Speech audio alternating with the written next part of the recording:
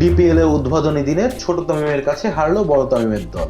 বলা যায় তামিম ইকবালের দল মোহামেডান স্পোর্টিং ক্লাব উড়ে গেছে গুলশান ক্রিকেট ক্লাবের কাছে। 107 রানের বড় হার তাই বলে। সাবেক অধিনায়কের মালিকাধীন এ দলের নেতৃত্ব দিয়েছেন অনূর্ধ্ব-19 দলের অধিনায়ক আজিজুল হাকিম তামিম।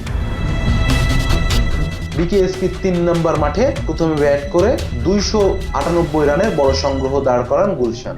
দলের হয়ে দুর্দান্ত এক সেঞ্চুরি হাঁকান ইফতেখার হোসাইন ইফতি। তার 9 চার ও 3 ছক্কায় সাজানো 108 রানের ইনিংসটি এবারের টুর্নামেন্টের প্রথম সেঞ্চুরি।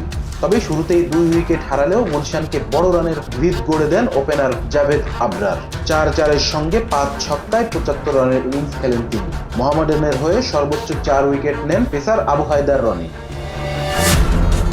366 লক্ষ্য তাড়া করতে নেমে মাত্র 191 রানে অল আউট হয় মোহামেডান। জাতীয় দলের আদলে গড়া দলটি শুরু থেকেই নিয়মিত উইকেট হারাতে থাকে, যার ফলে বড় ব্যবধানে হার।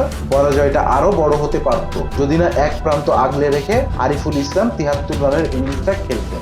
অধিনায়ক তামিম খেলেছেন 22 রানের ইনিংস, আর 2 অভিজ্ঞ ব্যাটার মাহমুদুল্লাহ রিয়াদ ও মুশফিকুর রহিম জাতীয় দলের মতো ঘরোয়া টুর্নামেন্টেও ব্যর্থ হয়েছেন। মাহমুদুল্লাহ 10 রানের বিপরীতে 7 রানে আউট হয়েছেন মুশফিক। ইফতি নিয়েছেন সর্বোচ্চ 3 wicket. Rezwan Islam, B Sports. Please subscribe our channel to get more information about Cricket World.